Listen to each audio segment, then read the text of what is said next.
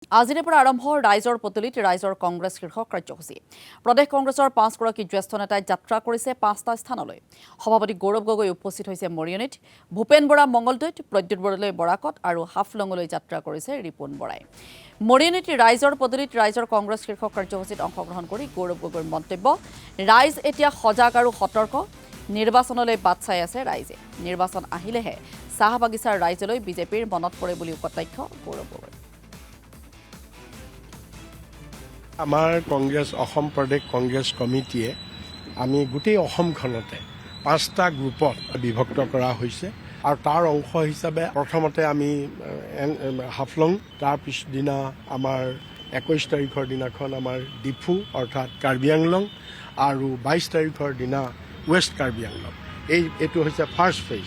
এই 3খন ডিষ্ট্ৰিক্টত আমি বিভিন্ন সংগঠন, বিভিন্ন স্বেচ্ছাসেৱী সংগঠন, ছাত্ৰ সংগঠন, যুৱ সংগঠন, ছ'চিয়েল এক্টিভিটিজ, এই চিভিল ছ'চাইটি অৰ্গেনাইজেশ্যন অৰ্থাৎ সকলোবিলাক ষ্টেক হোল্ডাৰৰ লগত আমি মত বিনিময় কৰিম।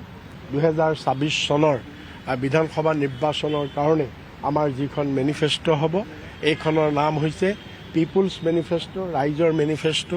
এই মেনিফেষ্টোখন কেনেকুৱা হোৱাটো বিচাৰে, তাত লোকেলি ৰাইজৰ কি কি সমস্যাবিলাক আছে, এই গোটেই সমস্যাবিলাক আমি শুনিম আৰু শুনি সেইবিলাকৰ ওপৰত ৰাইজৰ কি মতামত, তেওঁলোকৰ কি মেমৰেণ্ডাম, এই গোটেইবিলাক আমি সংগ্ৰহ কৰি সকলোবিলাক কম্পাইল কৰি আমি প্ৰদেশ কংগ্ৰেছক দাখিল কৰিম।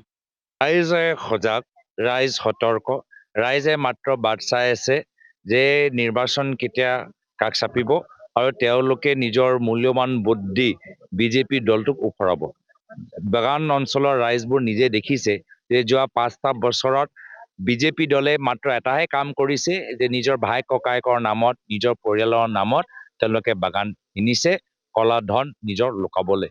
আৰু ক'ৰবাত বাগান বন্ধ হৈছে, ক'ৰবাত শ্ৰমিকসকলে PF পোৱা নাই, একো তেওঁলোকে চিন্তা কৰা নাই। এতিয়া নিৰ্বাচন কাষ চাপিছে, এতিয়া শ্ৰমিকসকলৰ কথাবোৰ মনত পৰিছে। কিন্তু শ্ৰমিকসকলৰ কথাবোৰ মনত পেলাওঁতেও তেওঁলোকে কি কৰিছে যে যি আইন কংগ্ৰেছ দলে শ্ৰমিকসকলক সুৰক্ষা প্ৰদান কৰিবলৈ যি আইন প্লান্টেশ্যন লেবাৰ এক্ট আনিছিল, সেই আইনটো তেওঁলোকে নাইকিয়া কৰি এতিয়া মালিকপন্থী কিছু নতুন শ্ৰমিক আইন আনিবলৈ বিচাৰে, যাৰ ফলৰ পৰা মালিকসকলৰ দায়িত্ববোৰ কমি যাব।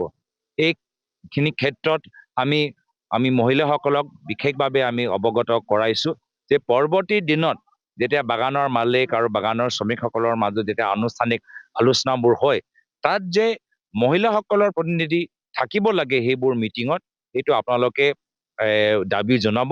ময়ো এইখিনি কথা সদনৰ ভিতৰত কৈ আহিলোঁ, যিহেতু আটাইতকৈ আমাৰ পাতোলা শ্ৰমিকসকল হ'লে মহিলা, কিন্তু আলোচনাত যেতিয়া হয় তেতিয়া মহিলাসকল তাত সেই মিটিঙত নাথাকে, যাৰ ফলত বহুতখিনি সমস্যা আজি ওপৰত কোনো ধৰণৰ কাম বা নীতি লোৱা নাযায়।